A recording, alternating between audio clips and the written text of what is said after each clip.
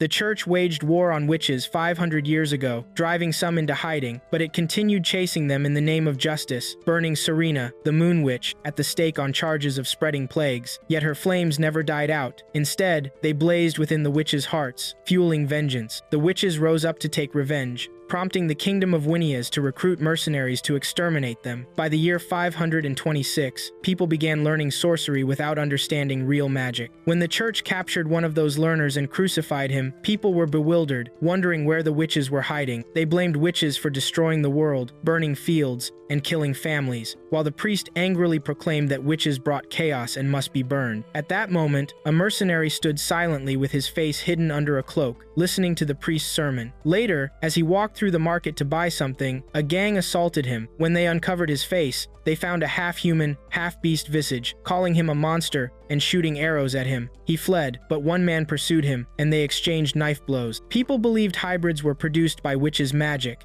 so everyone tried to capture him. An archer fired from above, but the hybrid sent the arrow back, killing the archer instantly. A knight then charged on horseback, and the hybrid knocked him off with one strike. In the past, the hybrid had asked his mother if she feared him, mentioning that people said awful things about him, but she smiled and said his fur was fluffy, his eyes were round, and his mouth always looked like it was smiling. In the present, a hunter attempted to catch the hybrid but was startled when he saw him a white-furred cat-like figure. At first, the hunter mistook him for an animal, but then he recalled rumors of the Black Doom Beast, who allegedly wiped out a whole gang alone. His white fur turned black by their blood. The hybrid denied it, wishing the church would wipe out witches who corrupt the land. The hunter agreed the forest was chaotic, even wild boars had grown hostile, then revealed something strange about his own face, and noted that a beast hunting witches was welcome. The hybrid dashed off, and the hunter aimed a magical arrow at him. The arrow exploded, sending the hybrid tumbling down a hill and crashing into rocks. He landed in front of a witch who was cooking a meal. He accidentally knocked over her soup, making the witch glare at him and ask how he dared ruin her meal after all her effort. He stood, apologizing and warning her of the danger trailing him. Suddenly, she noticed the arrows heading for him. He picked her up and ran. She asked why they were hunting him, and he said witches don't need a reason to hunt a monster. She grabbed onto a tree branch from his arms, slipped down, and suddenly unleashed a magical force that seemed to freeze time. He froze in shock,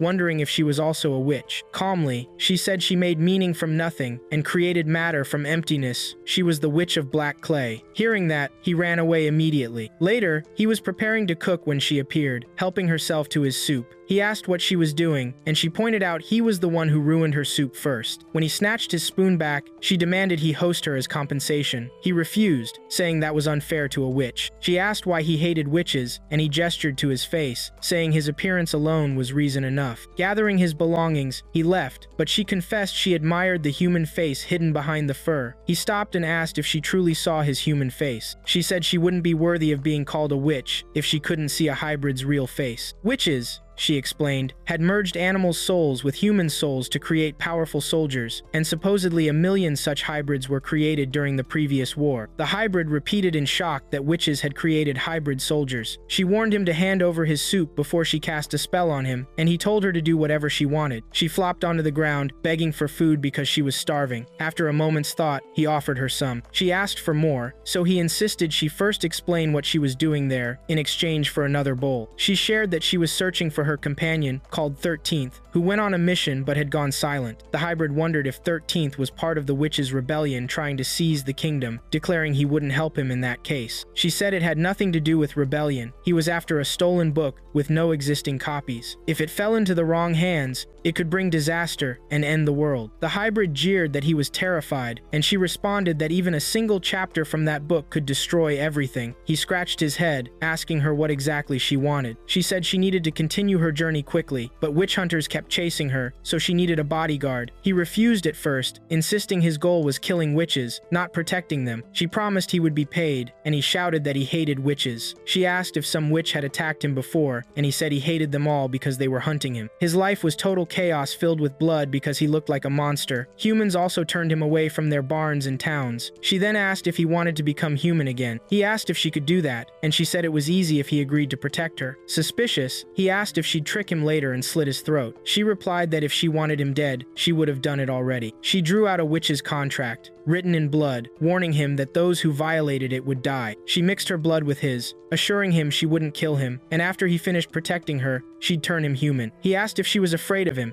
and she commented that his fur was amazing, his eyes keen, and his mouth charming, always looking like a smile. He remembered his mother's words. Then she said he smelled like a grave, reminding her of the witch's hideout in Moonbow Foresta, dark, damp, cozy place. Suddenly, the hybrid recalled how a gang invaded his home, demanding his head, and how his mother refused to hand him over. When the witch finished writing the contract, he interrupted, saying he didn't need one, pressing his thumb to hers in the mercenary's oath. He asked for her name, and she replied, Zero. When he tried to share his own, she told him not Tosh, only called her servants by name, so Mercenary would do, implying that as a witch, she could use his name to force him into lifetime servitude. That night, he dreamed of slaughtering people until he was drenched in their blood, then awoke to find her asleep on top of him. Jumping up, he caused her to fall with a grumble. She complained she just wanted his warm, fluffy coat. He yelled at her to wake up, calling her shameless. She jokingly asked if she had tempted him, then told him to think of her as a pillow and himself as the floor. They ate a meal together, and she deduced that 13th was likely in the royal capital, Blasta, at the center of the witches' uprising. They headed there to look for him, and the hybrid asked how dangerous the book really was. She answered by asking what he knew about sorcery. He mentioned the strange circles people drew, and the demons they summoned. She pointed out the witch chasing them before had fired glowing arrows without drawing circles while running. That was real magic. She drew a circle on the ground to demonstrate sorcery, chanting incantations. Alarmed, the hybrid ducked behind a fallen tree, asking what she was doing. She caused an explosive burst of magic, bringing forth a small flying creature and then summoning a huge wild boar. She called it perfect timing and ordered her summoned imp to attack. It flew over and blasted into the boar's head like a fireball, making the boar smash its skull into a tree. She promised to show him magic, surrounded herself with a glowing aura, and conjured ropes that bound the boar. She explained she'd harness the power of words to summon demonic force without circles. With a wave of her hand, she toppled the boar. She asked if it was edible, and he replied that it was delicious but considered forbidden game. She undid its bindings and let it go. She then said the stolen book contained the essential theories of magic that granted witches their power, called the Magic Law of the Demonic Pact. Suddenly, she spotted a witch lurking in a tree. She fired a glowing arrow and knocked him down, revealing he was just a child. She scolded him for sending a wild boar to attack them, and he admitted he knew he needed the hybrid's head to gain strength. Reciting incantations, he created a circle of magical flames spreading around him. Zero swiftly canceled his spell, then countered with her own, causing the flames to vanish in an explosion. She told him never to underestimate her. She flicked her hand, binding him with ropes. Once he was seated, she approached him, asking where he'd learned magic. He answered that he learned from Zero's group. Their sacred text was the Zero's Grimoire.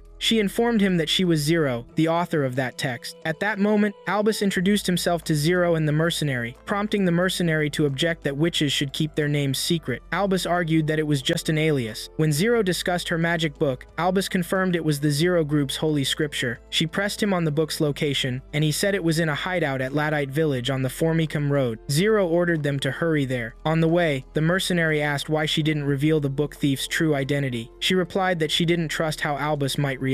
Later, Albus mentioned that Serena's granddaughter had joined the Zero Witches, making the Mercenary wonder about the group's leader. Albus suggested the granddaughter might be leading them. In more conversation, the Mercenary reiterated his hatred for witches, and Albus accused him of disrespect. If he felt that way, why was he traveling with Zero? The Mercenary said he was only hired muscle. As they traveled, Albus found a ring in a spring, and Zero told him to wear it, suspecting it belonged to an ancient witch. He said his magic was weak and needed a powerful sacrifice, then asked the Mercenary for help, who refused, calling him stingy. Zero joked that the Mercenary might cry, which the Mercenary hotly denied. They encountered a farmer steering a cart, who asked where they were headed. The Mercenary answered he was out hunting witches. The farmer thanked him, saying witches had ruined the markets, and pointed to his village, claiming they'd be welcomed there. While chatting, Zero asked if tomatoes could be eaten straight from the field. The farmer told her they were good, fresh or in stew, and tossed some to them. Proceeding carefully so no one would realize they were witches, they met a man who offered to guide them to a deserted house outside town. He explained he used to be a mercenary but took an arrow in the knee. They passed a graveyard created after a witch raid that killed babies and the elderly. He noted that buildings can be rebuilt, but the scars on people's hearts never heal. He led them into the house, saying an old woman nearby might help, though she was eccentric. They found a crowd around her because she'd lost a keepsake ring. One One villager wished Serena could appear to help. The man apologized to the mercenary, mentioning recent thefts. Suddenly, someone recognized the ring on Albus's finger, accusing him of stealing it. The man grabbed Albus and asked for rope to tie him up. The mercenary explained they found it at the spring, but the man refused to believe him, insisting they be questioned for the village's safety. Then the old woman told everyone to stop. The mercenary apologized for causing trouble, but Albus grew angry at the villagers' comments about Serena, stating she seemed good at first, just like them. The villagers realized he was a witch and became enraged, leading to a fight. The mercenary was stabbed in the arm, grabbed Albus and Zero, and fled. The leader ordered his men to give chase. The three hid in an abandoned shack where Zero healed the mercenary's arm with magic, mentioning how certain spells could take a year to cast without her book's shortcuts. The mercenary questioned whether Serena truly spread plagues, and Zero said it was unlikely, seeing how the moon witches depended on locals for survival, making it irrational to harm them. Outside, Albus overheard their discussion, and Zero remarked that Serena's missteps provoked the townspeople, causing them to lash out, and the witches sought revenge in turn. Near them, the man ordered his pursuers to show no mercy to the beast and burn it. When the pursuers approached, the mercenaries sensed them and fled with Zero and Alps, warning against fighting. However, one attacker emerged from a cave and raised his spear toward the mercenary, who defended himself. Zero used magic to put the two attackers to sleep, but the mercenary objected, fearing the church knights would pursue them. From a distance, they saw villagers following their tracks. Suddenly, the old woman appeared with her lantern and instructed them to follow her, guiding them to an escape route toward Formicam. The mercenary thanked her, wondering how she knew their location. She pulled out his fur and explained she had used it in rituals to find him, but couldn't locate her missing ring. Alps removed the ring and offered it to her. She thanked him and revealed she had received it from Serena, who before her death had instructed her to give it to her human lover and live in hiding to protect him. When Serena was captured and burned, she tried but failed to save her. After finishing her story, she remarked that Serena was a great sorceress, apologized to Alps for accusing him of theft, bid them farewell, and they continued on their way. At the city gate entrance, Alps urged them to hurry before the gates closed at sunset. The mercenary carried Zero and ran, saying he didn't intend to spend the night outside the walls. The guard asked everyone to show travel permits. The three stood in line waiting to cross the Formica gate, and when their turn came, the mercenary presented his permit, explaining he was heading to the capital after hearing the kingdom was gathering mercenaries to hunt witches. The guard asked about his companions, and Zero quickly replied they were slaves. Alps played along, saying they were happy to serve their master and take care of him. The guard requested passage fees, mentioning that a nearby town had recently been attacked by witches, and welcomed them if they came to hunt them. After crossing the gate, the mercenary hit both of them on their heads for claiming to be slaves. Zero admired the place she had heard so much about, while Alps commented that it was bustling, as all Vinya's merchants passed through it. Zero suggested exploring and eating, but the mercenary insisted on finding her new clothes first, pointing out that her current appearance wouldn't even get them a stable to sleep in, let alone an inn. She replied that she didn't mind camping outdoors, as sleeping on his fur was enough, but he refused and asked if she had other clothes. Alps inquired how she had traveled like this, and she answered that whenever she found a river, she bathed and washed her clothes, ate wild fruits, and hid in caves when it rained, away from human dwellings. He asked if she had money, and she pulled out a collection of valuable jewels. The mercenary ordered her to hide them immediately and sell only the smallest one to buy clothes. She looked at him with surprise, calling him the good man, as he hadn't tried to steal her jewels despite being a mercenary. He replied that he wouldn't do it now, but might change his mind in the future, as he was a mercenary who killed for money. In the store, Zero chose a beautiful dress, and Alps and the mercenary described her as a princess, but she requested something easier to travel in. The seller presented her with a revealing dress, angering the mercenary. Alps intervened and suggested they look themselves. Eventually, Zero selected a sturdy, lightweight dress, and Alps helped her choose appropriate shoes and socks. The mercenary ordered her to change clothes in the store, but she boldly removed her clothes in front of them. The mercenary shouted angrily and quickly carried her to the fitting room. From behind the curtain, Zero remarked that he should treat his employer better, but he sharply asked her to show some modesty. After wearing her new clothes, Alps complimented her, while the mercenary commented that she looked better. He asked her to get rid of her old clothes, but she considered that harsh, as her clothes had been her travel companions. He replied that journeys were full of goodbyes. The seller then offered to take the old clothes in exchange for the new dress, and Zero threw her clothes to him without hesitation. They left the store, and Alps separated from them to explore the city. Zero tried to wander around, but the mercenary stopped her, insisting on finding lodging first. Some places refused to accommodate them, claiming no vacancies, while others told them their services were for humans only. Zero wondered why they rejected beasts. The mercenary asked if she knew about the sudden urge that drives beasts to eat humans, and she replied it was like a state of possession. He pointed out this might be why innkeepers refused to accommodate beasts. During their walk, the mercenary saw a beast frightening a wandering slave girl. He attacked it, thinking it intended to devour her. Later, a wolf came with 2 girls and took the slave away. He told them about an inn in an alley that housed beasts, so they headed there. The mercenary liked the room, while Zero commented that the innkeeper's kindness was due to her beauty. The mercenary asked her to take a separate room, which annoyed Alps because the mercenary would share the room with him. The mercenary frightened Alps, saying he might cut off his head while sleeping. Alps challenged him to try, and the mercenary chased him around the room, making Alps cry out for Zero. During dinner, Alps helped her stuff bread, which she enjoyed eating, and she asked the waiter for a wild boar meal with lots of cheese. When Alps fell asleep, the mercenary left in disguise.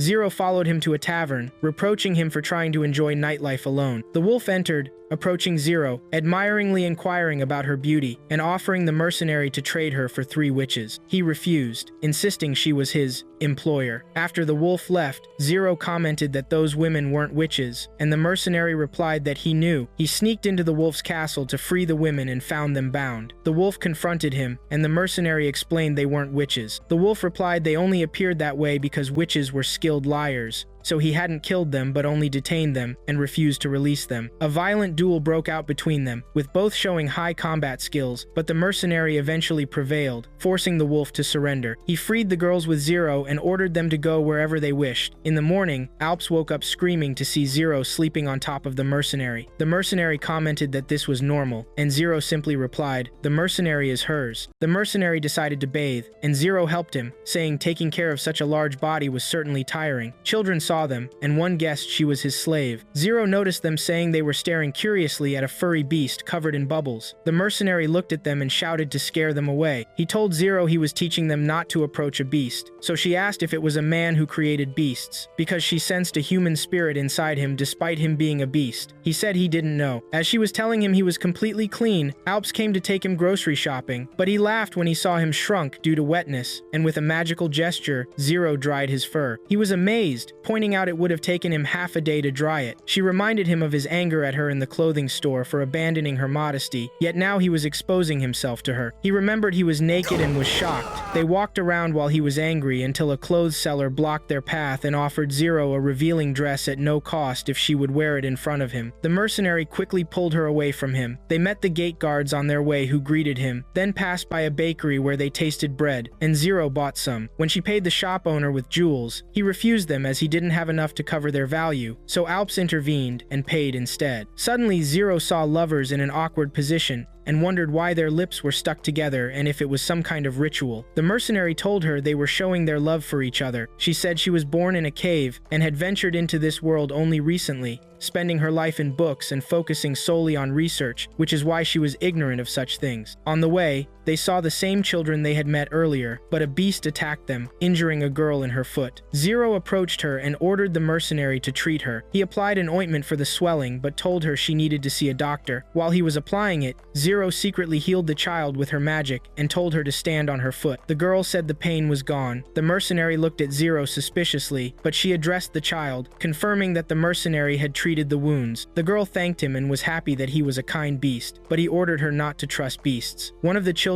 took off his necklace and offered it to him as thanks, then bid them farewell. They continued on their way, picking fruit from a garden full of flowers, walking in the rain, and resting in a cave at night. Time passed, and Zero happily told the mercenary that she enjoyed his company and was glad to have met him. He ordered her not to get easily attached to people, especially like him. She wondered if her talk bothered him, and he replied that he didn't know. She said she would talk to him a lot from now on and asked him to try kissing. He ran away from her, and Alps told him his face was red with embarrassment. They continued on their way, and Zero asked Alps how long until they reached Latit. He replied that half the journey remained. The mercenary commented that if they hadn't dawdled, they would have already arrived, but now they would have to camp for the night. Alps asked the mercenary to carry bury him like Zero, but the mercenary asked if he'd forgotten his quest for his head. Zero refused to get down, saying she was the mercenary's employer and deserved her seat on his shoulder. Angered by her calling his shoulder a seat, he put her down on the ground. They stopped to fish at a lake, and Zero caught many fish with her magic. Alps tried magic but failed, so Zero helped him imagine well-salted grilled fish prepared by the mercenary. She instructed Alps to close his eyes and visualize, describing the salted fish in detail, then commanding him to use his magic at the right moment. He managed to lift fish from the lake, but the water drenched the mercenary, causing his fur to shrink. Zero lit a fire, and they enjoyed grilled fish and the mercenary's soup. Alps suggested the mercenary should become a cook instead of a mercenary. He replied that he dreamed of opening a tavern when he became human. Alps asked if he was born in his current form, and he confirmed. When asked how he survived since sorcerers suffer so much, the mercenary said he had forgotten the past. When the mercenary inquired about Alps's parents, Alps said they died long ago. His mother was targeted by witch hunters in his childhood, his father was killed trying to protect him, and his grandmother raised him. When asked about her parents, Zero said she knew nothing about them, suggesting she might be the child of cave dwellers. She grew up in a cave surrounded by magic materials, studying volumes and books with her master and companions. Magic was an academic field for her, and sorcerers were academics. She offered to teach the mercenary magic, but he declined, saying he had his strong muscles. She responded that if he wanted, she would train him herself, giving her a reason to stay with him always. He sarcastically commented that she seemed to want to stay with him forever and quickly walked away. Alps told her the mercenary was escaping because he didn't want her to see him embarrassed. On the road, Alps described Latit as a small, vibrant village where he wanted to settle as a fortune teller when witch hunting ended. Zero said they would try the famous walnut bread upon arrival, but the mercenary reminded them of their primary goal, obtaining Zero's book. Alps mentioned having an elderly friend who managed the kitchen in the hideout containing the book who could help them. Soon, Alps's dog, who accompanied him whenever he visited Latit, appeared. Suddenly they smelled fire, and the dog ran ahead with Alps following. While following the smell of fire, they came upon a pile of corpses. The mercenary wondered if bandits were responsible, but Zero recognized a necklace on one of the dead, similar to Alps, belonging to Zero's sorcerer group. The mercenary was puzzled by the village's cleanliness despite the numerous bodies. Zero explained they were killed by a spell called Flagus, a burning spell whose flames don't spread. When they reached a house in disarray, the mercenary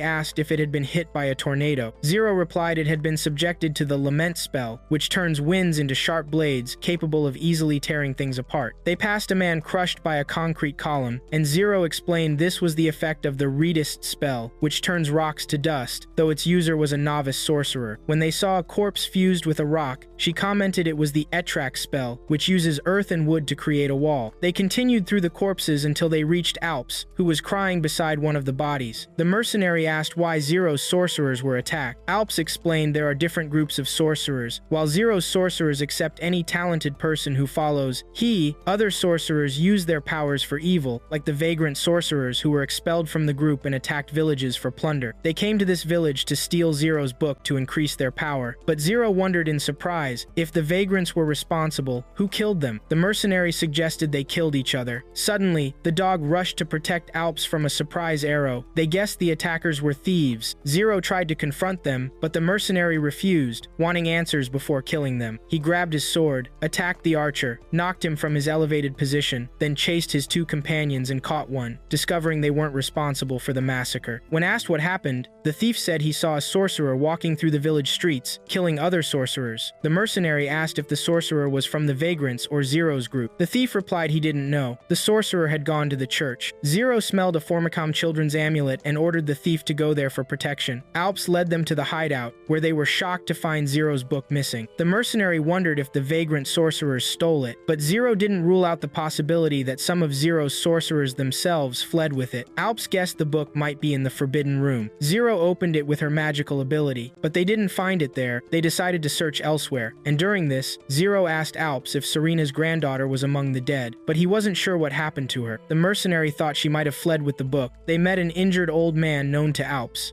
Alps tried to heal him, but the old man said it was too late and warned him about a tall man who entered the hideout. When the sorcerers tried to shoot arrows at him, he turned them to dust without even looking at them. It wasn't clear how he did this. Before dying from his wounds, the old man wished for Alps to revive the Zero sorcerer group and lead it someday. Alps broke down crying, and Zero comforted him. They entered the church hall, where Zero noticed Zero's sorcerers had tried to resist, while the vagrant sorcerers were killed immediately and their magical power taken. She wondered about the killer's identity. Alps answered that the only person with such power was the 13th, the tall intruder the old man mentioned. Suddenly, a glowing magical weapon appeared. Zero recited a force summoning, and they fell into the depths. During their fall, the mercenary saw himself amid an ice storm. People were talking about him because he had killed 50 people alone, and someone was betting on his death. Many corpses surrounded him while his body turned black. When he opened his eyes, he was still falling and called out to Zero. She told him they were being transported to another location. Fearing falling to his death, she asked him to extend his foot to steady himself on the ground, instructing him to breathe slowly and take her hand, with which he had exchanged a blood oath. He successfully stabilized himself on the ground in a place like a dungeon. Zero said only 2 people could use this exceptional spell, her master and the 13th. Suddenly, the 13th himself appeared, explaining he hadn't summoned them by his will. Whoever speaks his name inside the church is summoned to this place. He asked why she left the cave. She replied she went looking for him, and he reminded her she had promised to stay because she would be in danger in the outside world. Alps questioned her relationship with him, noting he was the state's sorcerer. The mercenary objected, saying the state fights sorcerers, so it's impossible they would hire one. Alps said the 13th betrayed the sorcerers. The 13th justified his actions, saying he was trying to restore order and suppress chaos caused by sorcerers who rejected the king's decision, forcing him to fight them on the king's orders. In return, the king helps him find the book. The mercenary asked if he found the book after all this. Enraged, the 13th struck the ground with his staff, releasing a powerful magical force that nearly hit the mercenary, but Zero intercepted it. She told the 13th that the mercenary belonged to her, and if he scratched him, she would feed him to demons. He challenged her to a magical duel, saying perhaps her power had changed in 10 years, and they began a battle of magic, each showcasing their skills. Alps told the mercenary they should escape,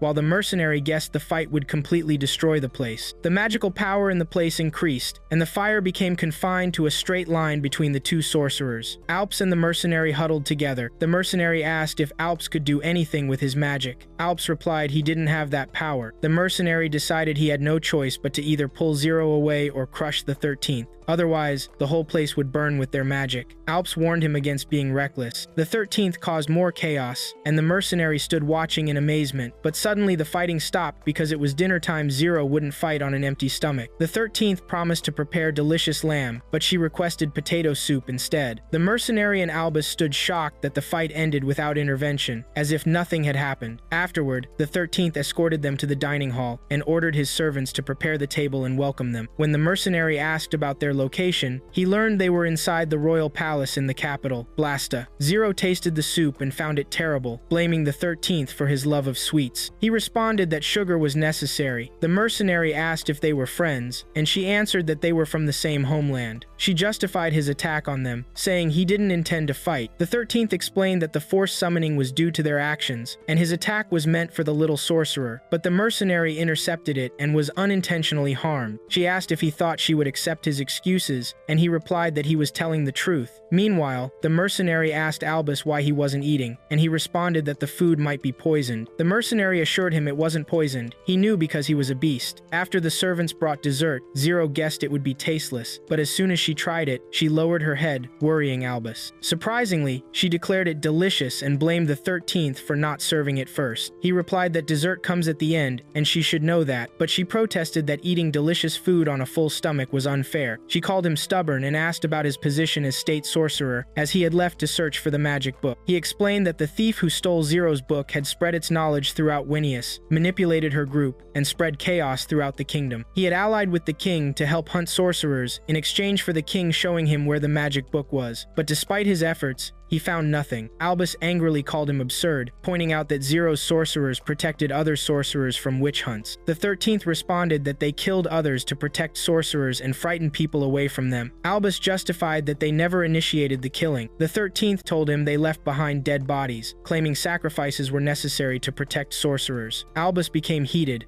asking if they were supposed to stand idle while humans attacked them. The 13th asked if he could confirm they hadn't harmed or wronged innocent people, but Albus remained silent. The 13th then said this is why wars happen. Albus replied that they were trying to stop the war and create a world where humans and sorcerers could live together, but the 13th pointed out that those who were out of control should be exiled to the wilderness, as leaving them unchecked had led to vagrant sorcerers burning villages and killing innocent people. Albus didn't deny his group's mistakes. The 13th explained that the kingdom's sorcerers were divided into three groups. Zero's group seeking peace, the vagrant sorcerers using magic for evil who were exiled from Zero's group, and the state sorcerers hunting both Zero and the vagrants, led by him. He confirmed his mission was to restore order, lead the obedient sorcerers, and control the rebels. He offered Albus to join him, promising power and knowledge, or else he would be burned at the stake. The mercenary objected because Albus was still a child, but the 13th insisted that his power posed a threat despite his youth. He gave Albus a night to consider the offer and ordered Zero to return to the cave and wait for him there. She refused. Albus asked Zero if the book was really stolen, and she answered that he stole it and killed all the sorcerers who lived in the cave. She recounted that only she and the 13th survived from the cave. The mercenary asked why she wrote the book and if she was trying to destroy the world. She answered that she wanted to develop magic power so everyone could use it, making the world accept sorcerers, but she made a mistake in writing it and should have taken the 13th's warnings and burned it before it destroyed the world. Then the guards took Albus away, and the mercenary tried to convince him to accept the 13th's offer, but he ignored him. Zero walked behind the 13th and asked why he wouldn't allow her mercenary to accompany them, but he hoped she hadn't made a contract with him, saying hiring a beast warrior was dangerous before making him a servant. He asked if she found him in the forest. She said yes, and that he became her servant when he deliberately wanted to give her his name. She quickly reprimanded him for depriving the Latite sorcerers of their magical powers. He replied that all this would end once the book was found. She insisted she would bear her sin and find it herself, without needing to taint other hands. At night, the mercenary thought Zero had abandoned Albus after his mission of guiding them was completed, meaning if he became useless to her, she would betray him too. Suddenly, a small mouse came to him, inviting him to talk and asking him to follow. It led him to the 13th, who apologized for frightening him. The mercenary asked if he could control any entity, even beasts, and he confirmed this. He explained that he summoned him to thank him for assisting Zero, and gave him a magic potion made by Zero. Once the stopper was removed, magical power would activate. If used on his beast body, he would return to being human. The mercenary confronted him, saying he was aware of the contract between him and Zero. The 13th replied that a beast taking orders from a sorceress voluntarily without material compensation made it easy to guess what he would take in return. The mercenary contemplated the potion in his hand and said if he took it, there would be no reason for him to stay and protect Zero. The 13th told him Zero was a terrifying sorceress and this was his chance to escape. He should leave the castle immediately. Perhaps he was deceived by Zero's outer beauty, but he would be harmed by getting closer to her. The mercenary sharply replied that Zero didn't care about his head, but the 13th said she had summoned the highest levels of demons to create her techniques and learned much from them. She sacrificed beast heads to demons, and he wouldn't be special to her. The only reason he remained alive was his usefulness to her. Sorcerers with their power could plant feelings of goodwill in others' hearts, even in a beast warrior. He saw her eyes when she first met him, and saw him protecting her from the attack in the castle without thinking, due to her control over him. But perhaps his feelings would turn to slavery in the future, as everyone was ready to bow to her even in the caves, and he surely noticed that. But he was grateful to him for bringing her to him, as she was his colleague, and the last one who shared his homeland, so he thanked him. The mercenary was convinced by his words, saying he would use the potion after returning home. He entered his room and prepared to leave, opening the door to find Zero standing in front of him, looking at him and asking if he would leave without her, reminding him that today was the celebration of the gods. He was silent for a moment, so she asked why he was silent. He raised his weapon at her, saying she was good at pretending. She said the 13th had played his tricks and pulled her mercenary away from her. He replied that she had deceived him the whole time. She asked if the 13th told him she would kill him, and reminded him that she had given him a blood oath that she wouldn't kill him. If he wanted to escape, he could, and she wouldn't chase him. He left and saw two guards talking about waiting for church support. One mentioned that the church knights wouldn't provide help unless the kingdom showed faith in them, while the other thought the kingdom's knights and mercenaries might not be able to protect the capital. The first confirmed that the church believed burning sorcerers at the stake comforted people. As they talked, the mercenary passed by them, saying he undoubtedly hated sorcerers. One replied that sorcerers make others feel humble, never stop talking about food, and deserve to be burned. He continued wandering until he reached a drink cellar and ordered a bottle. When a beast tried to forcibly take a bottle, the mercenary knocked him to the ground. The bottle broke, so he paid for it and continued on his way. A beautiful girl stopped him, asking for help carrying a barrel of drinks to her tavern in exchange for hosting him with a free drink. He agreed and accompanied her. She explained that her father was busy preparing for the celebration and they had no workforce. She asked where he was staying,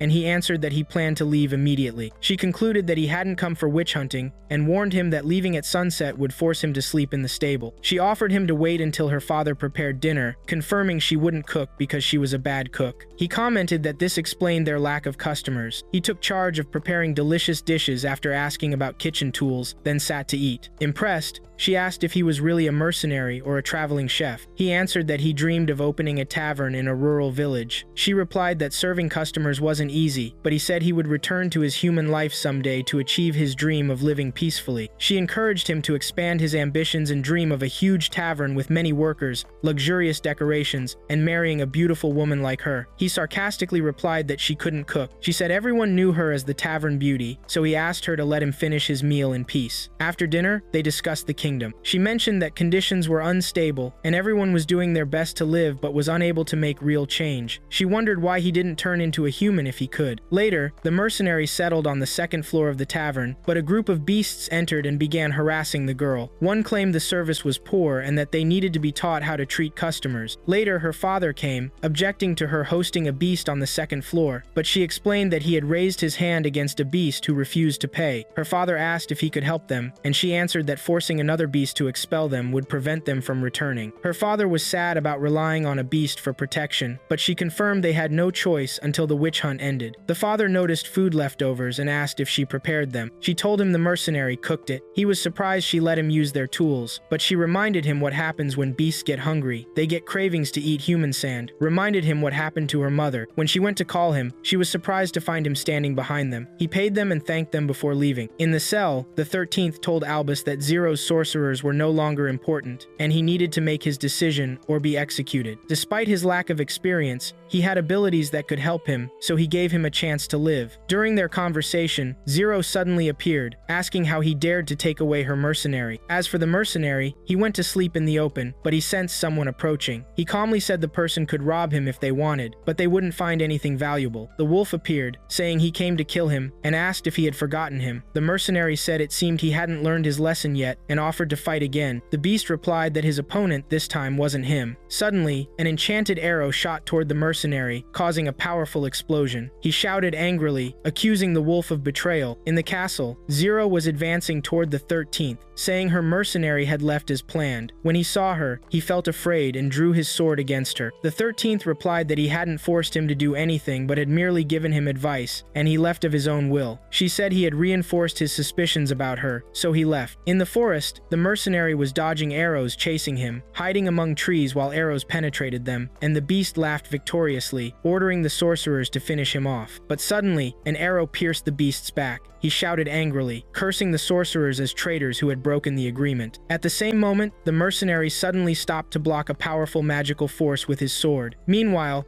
Zero confronted the 13th sharply, threatening to leave the place. He confidently replied that he wouldn't allow her. She answered that she didn't need his permission, and began activating her magical energy to attack. He ordered her to retreat immediately, or he would stop her by force, but she didn't back down, saying whether he was from her homeland or not, he had taken something precious from her. In the forest, the mercenary was chasing the sorcerer and about to kill him, but suddenly a beam of light pierced his body. However, he wasn't hit and didn't bleed. Instead, it was Zero who bled and fell in front of the 13th, as she had used her magic to protect him from a distance. The mercenary was surprised that he wasn't injured, wondering what had happened. The 13th approached her, reprimanding her, and confirming that she should never have left the cave. He carried her and left the cell, while Albus asked what he would do with her, but he didn't answer. On the other side, the mercenary was about to devour the sorcerer, saying whoever hunts a beast should be prepared to die, but he suddenly stopped. Remembering Zero's words about having a human soul inside him, he let him go, warning him that he would kill him if they met again. He passed by the wolf that begged him to save it, but he replied that its death meant nothing to him, and he was sure it had brought the sorcerers in hopes of getting his head. The wolf cried out that it couldn't die now, for Serena had ordered it to protect her granddaughter. At that, the mercenary stopped walking, listening to what it would say. As for the 13th, he was taking care of Zero, muttering quietly that she didn't need to see this polluted world. The mercenary took the wolf to treat it, describing it as an annoying dog. The wolf replied that it wasn't a dog but a wolf, asking if he wanted an explanation of the difference. The mercenary responded that he didn't care. The wolf then told him that Serena herself had transformed it into a wolf. The mercenary was surprised and asked if it had been human before, which the wolf confirmed, explaining that it had chosen to become a beast. He had been a noble knight recognized in the kingdom, and perhaps the mercenary had noticed his knightly sword when they confronted each other. However, being the third son of a noble family, he had no right to inheritance, so he joined military service unwillingly. One day, while enjoying time with girls, a man carrying a sword entered, challenging him to a duel. He fled to the forest, where he met Serena, who was carrying a baby. When she approached him as he lay exhausted on the ground, he muttered that if death had a beautiful face, it would surely look like hers. She replied that she was Serena, the Moon Witch, and that his greeting was interesting. She offered him food, and he felt as if he had returned to life. He asked about the child, and she told him it was her granddaughter, whose parents had passed away, so she was caring for her alone. He offered to stay with her for a while to help with cooking or babysitting, but she refused, saying she didn't need a weak human servant. He asked her to turn him into a beast, but she ordered him to leave the forest and stop talking nonsense. He insisted and continued following her, pleading. At that moment, the baby grasped his small hair locks with her fingers. Serena noticed that the baby liked him and performed her rituals to turn him into a beast. The mercenary asked if he had feared sorcerers coming after his head, but the wolf replied that things were peaceful then. The mercenary agreed that the Winnia's sorcerers had only rebelled recently. The wolf commented that they were all weak and incapable of transforming humans into beasts, and those who bought beasts' heads were noblemen's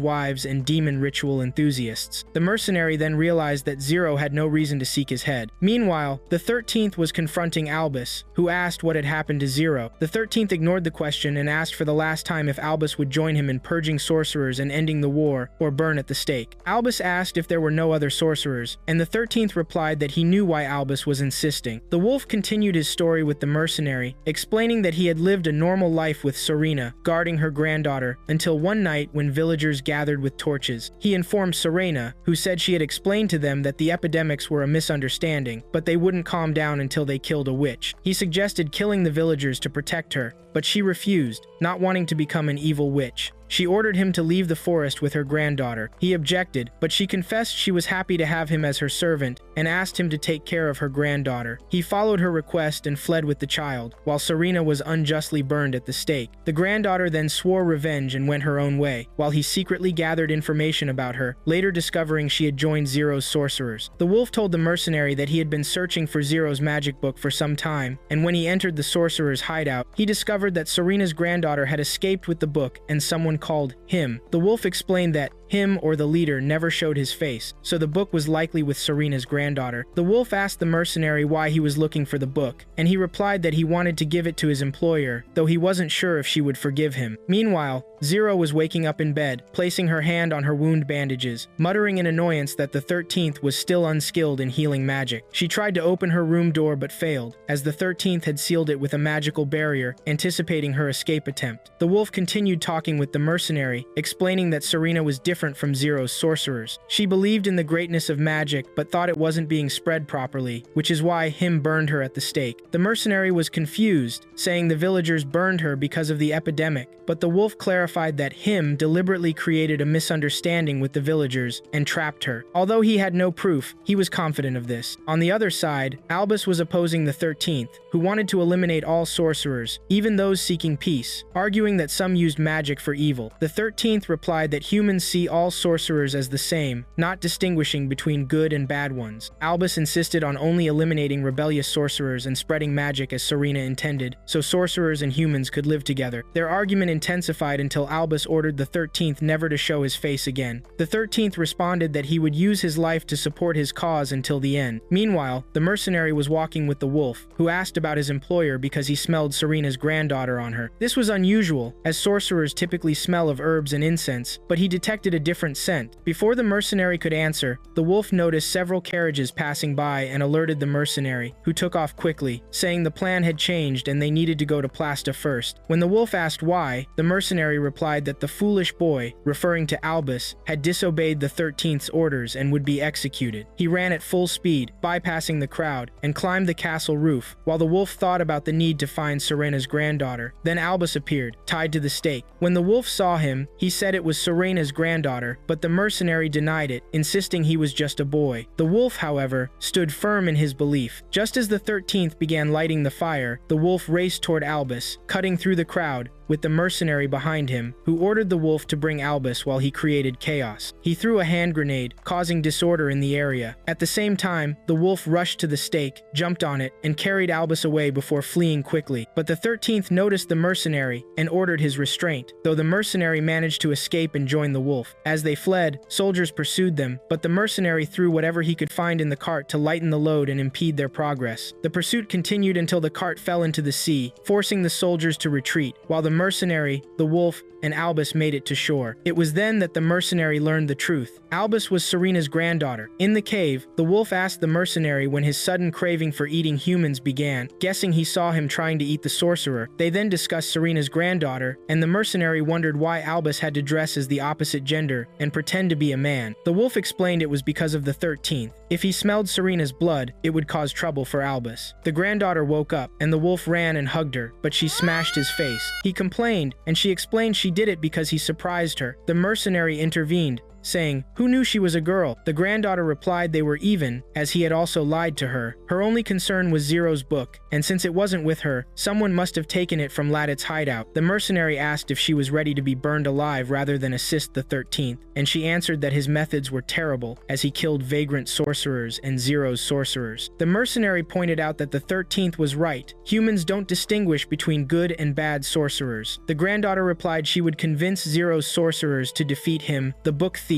fight vagrant sorcerers, and suppress the war. The wolf objected, saying it was impossible. Meanwhile, Zero complained about the soup, joking to the 13th that if he intended to kill her with soup, he would succeed soon. He replied it was the same soup as the king's, and he couldn't do anything about it, adding that her death would cause him problems. She ordered him to release her, mentioning she knew a man who made the most delicious soup. The wolf told the granddaughter they couldn't touch him because of the blood contract. Everyone who joined him signed a blood contract, and breaking it meant death. She confirmed this was true, and even she had signed it. She began treating him with her magical power, and they discussed Zero and her book. The mercenary suggested eliminating magic and defeating Zero's sorcerers and vagrant sorcerers. That's when Albus had an idea, remembering that Zero could nullify magic. She devised a plan to surround all of Wenius with a magic circle, having Zero nullify it, thereby eliminating magic throughout the kingdom. The wolf said this would allow them to defeat vagrant sorcerers, him, and the 13th without harming anyone. She replied that afterward, they could spread magic properly again, but they needed Zero, who had collapsed after the 13th's attack,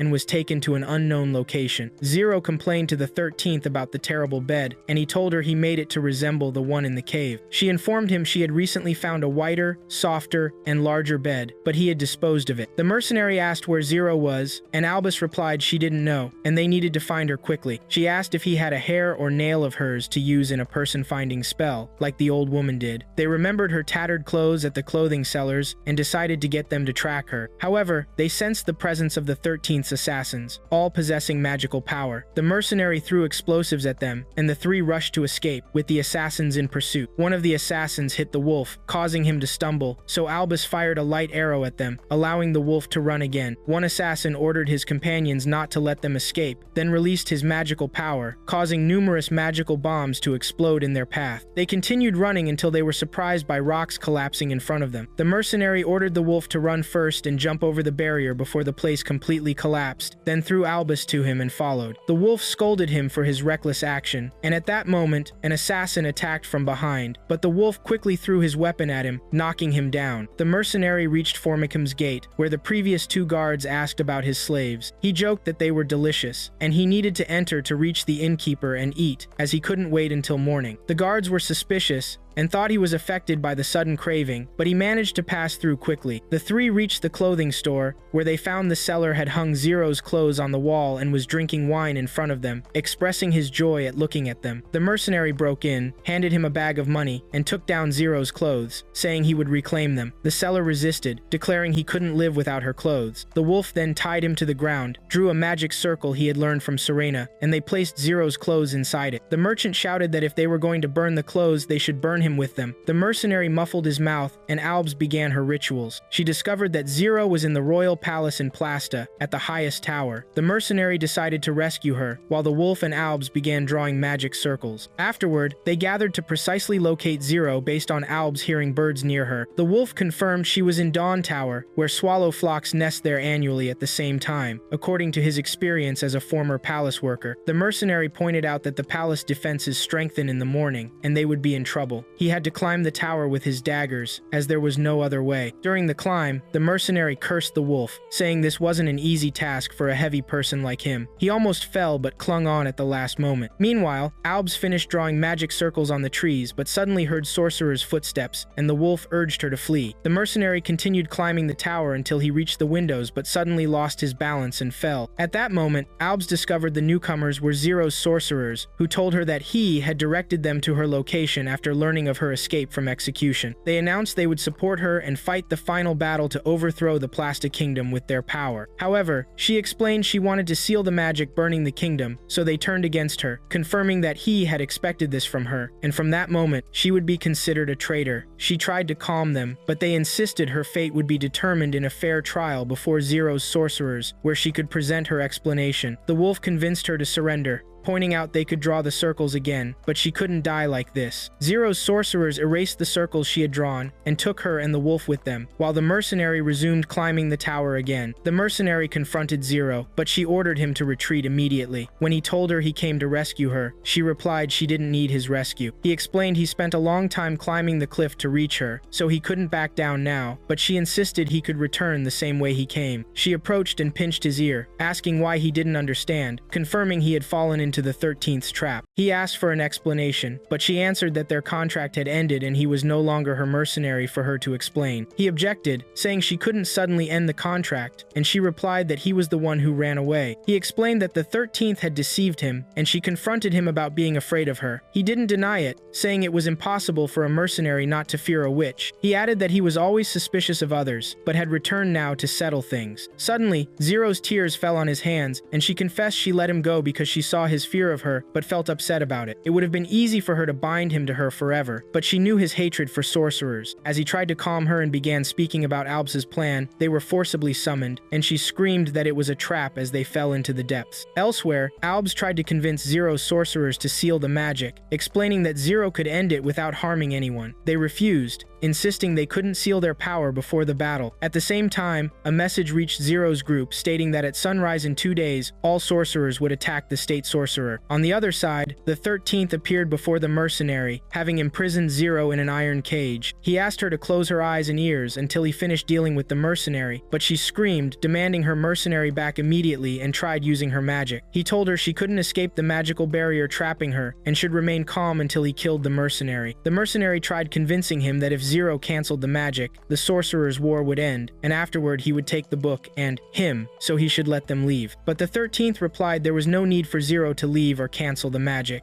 Zero then said the 13th didn't want the magic book or to end the chaos in Winius. The mercenary asked, didn't the 13th leave to get the book? But he was surprised to learn the 13th already had it. Zero explained that to eliminate people's fear of sorcerers, evil sorcerers are created and then destroyed. The 13th himself was him, the hidden leader, the book thief, the one who spread magic in Wenius, and the creator of vagrant sorcerers. He joined the kingdom to oppose sorcerers, while secretly leading them. Elsewhere, Zero's sorcerers ordered the wolf's head and arms cut off for sacrifice in their battle. The mercenary tried attacking the 13th, but he pointed his staff at him, forcing him to kneel. When the mercenary asked why, the 13th answered he had warned him he could control any creature's abilities. The mercenary shouted angrily, but the 13th replied his anger wouldn't change anything. True, he paved the way for this battle, but the country's sorcerers made their own decisions. Opposition was growing in secret, and rebellion would have happened sooner or later. All he did was accelerate it. He didn't need to incite Zero's sorcerers, just spread magic in Wenius. They already had motivation from the beginning, and sought revenge on humanity in Sarina's name. So he had to play the role of state sorcerer because creating a new kingdom from war is ugly. He didn't want Zero to know that and wanted her to wait in the cave until it was over, after which she would have the final decision. She wanted everyone to live comfortably with her book, but he warned her it would destroy the world. Despite this, she persisted in her dream, and now he would fulfill it his way. It was time to create the state, and sorcerers would come to overthrow him in response to Sarina's descendants' call, but they would be destroyed by the blood contract,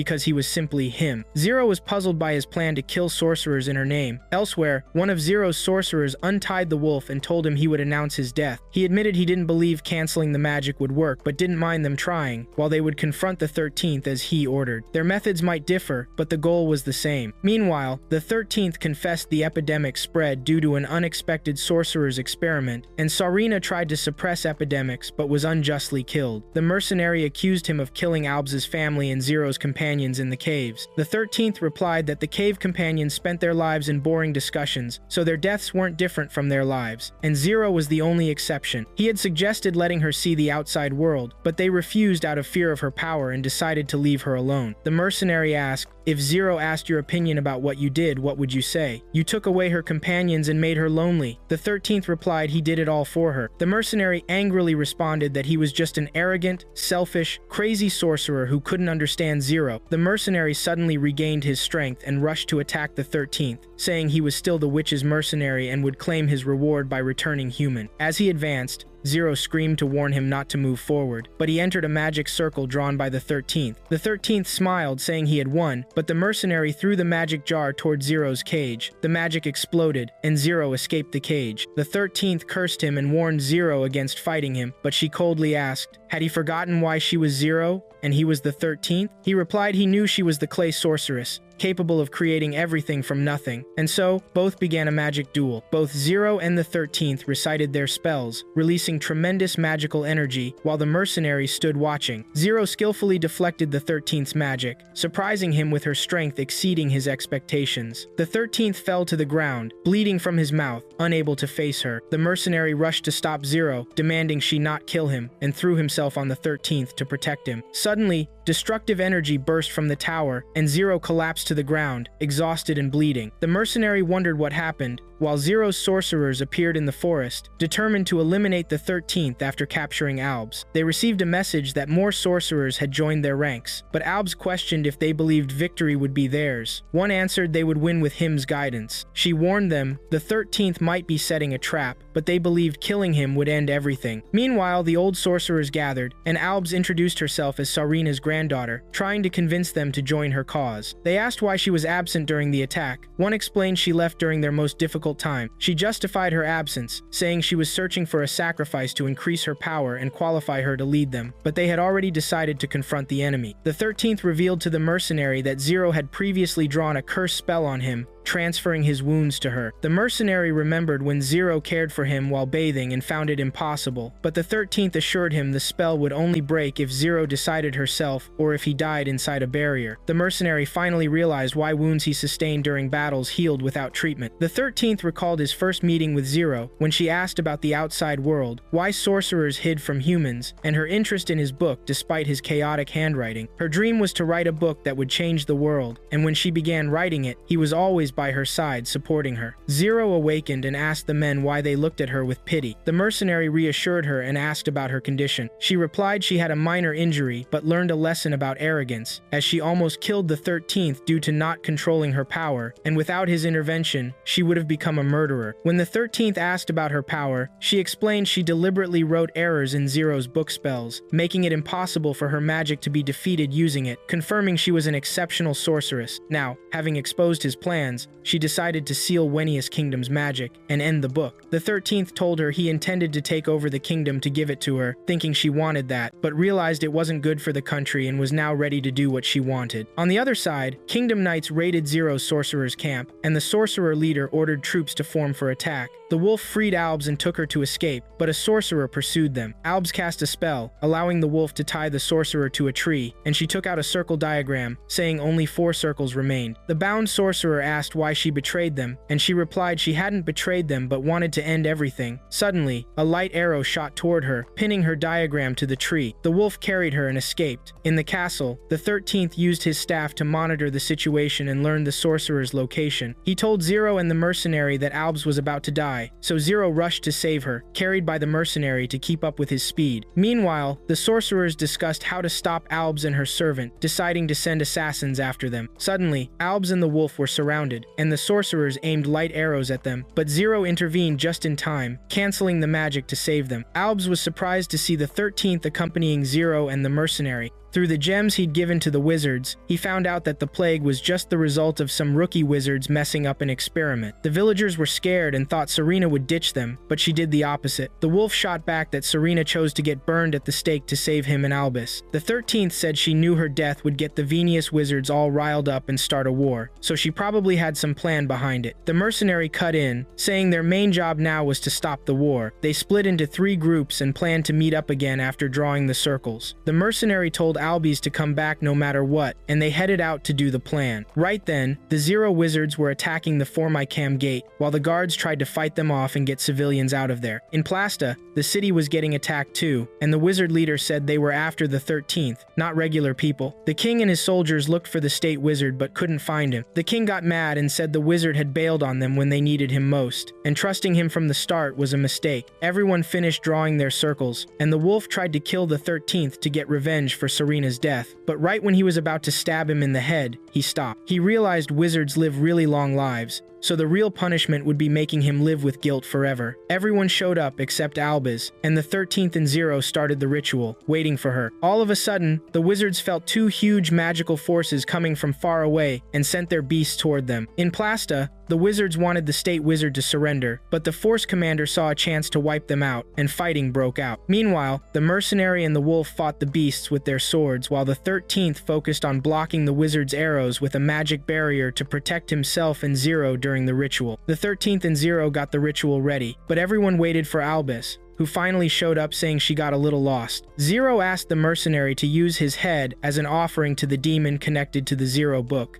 She promised she wouldn't kill him and that he should trust her. He said no at first, but then did what she asked, and the 3 started the ritual, saying the magic words. A huge magic circle lit up and covered the area, and the mercenary passed out. Albus then decided to become a good leader who would make Venius better, like her grandmother wanted. 3 days later, the mercenary woke up feeling like a demon had taken over his body. Zero told him he was okay, and the kingdom was having a party outside to celebrate getting rid of the wizards. She'd finally gotten her book back, but he reminded her she promised to turn him back into a human, and she said that wasn't possible anymore. She'd summoned a demon during the sealing ritual, which made his body merge more with the beast's spirit, and her magic got weaker and needed time to get better. The mercenary was shocked since this wasn't what they agreed on, but she asked him to be patient and said he needed to keep protecting her so the magic wouldn't spread somewhere else. After the war ended, Albus became the state wizard and sentenced the 13th to get burned at the stake as punishment for causing all the trouble. But it was just a trick. She secretly planned to save him because she figured another magical threat would show up later that they'd need to deal with. Finally, the mercenary and Zero got travel permits to go other places, and Albus wanted to come with them, but the wolf reminded her she was the state wizard now